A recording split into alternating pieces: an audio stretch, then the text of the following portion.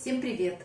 Друзья мои, мира вам и крепкого здоровья! Сегодня у меня очень вкусные оладьи-пирожки с начинкой. Вот здесь у меня 200 грамм сметаны, я добавила 3 зубчика чеснока, порезала мелким кубиком, и совсем немного укропа. Вот такой получается соус. И вот такие получаются оладушки. Вот это количество из той порции, которую я сегодня вам даю. Смотрите, какие. Сыр тянется, начинки много, очень вкусные, мягкие и нежные. И чтобы ваш аппетит разыгрался, вот так с соусом.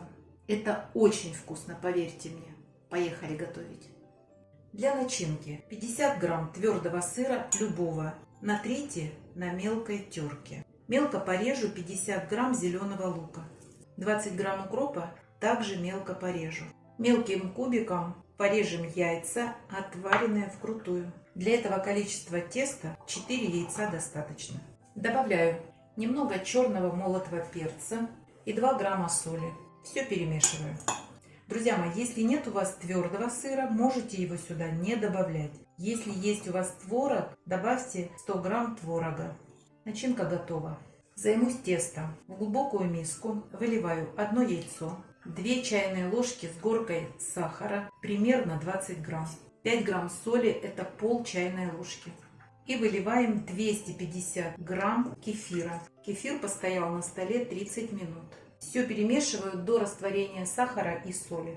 Вот здесь у меня 250 грамм муки просеянной высшего сорта. Добавляю чайную ложку с горкой разрыхлителя для теста. И все хорошо перемешаю. Высыпаю муку и замешиваю тесто. Высыпите половину муки и разбейте комочки. Добавляю оставшуюся муку и замешиваю до однородности.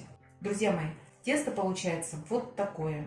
Совет: для оладьев тесто должно быть всегда вот таким густым, иначе на сковороде они у вас не поднимутся, а после выпекания осядут. Добавляю в тесто 2 столовые ложки растительного масла и окончательно замешиваю тесто. Тесто готово, когда на поверхности уже не осталось растительного масла. Начинку добавляю к тесту и тщательно перемешиваю до однородности. Это идеальное соотношение начинки и теста.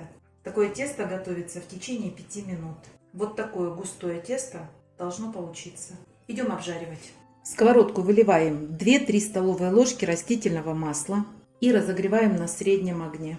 Заранее подготавливаем тарелку, которую застилаем салфетками. Лишний жир с оладьев должен впитаться в салфетки. В хорошо разогретую сковородку выкладываем оладушки.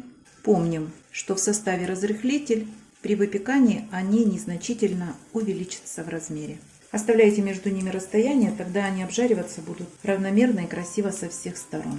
Масло достаточно разогрелось. Убираем огонь на минимум, закрываем крышкой и обжариваем с одной стороны 2 минуты. Переворачиваем и с другой стороны обжариваем также под крышкой на слабом огне в течение 2 минут. Обязательно в процессе обжаривания смотрите, в каком состоянии у вас оладьи. И если вам кажется, что они еще недостаточно подрумяненные, закройте крышкой и немножечко добавьте время. 15-20 секунд будет достаточным. Время вышло, достаем наши оладушки. Обязательно надо бумажное полотенце, лишний жир уйдет. Вот такие очень вкусные ленивые оладьи-пирожки у вас получатся. Продолжу без вас, а вы, друзья, возьмите на заметку. И не забывайте подписываться на наш с Петровичем канал. Пока-пока!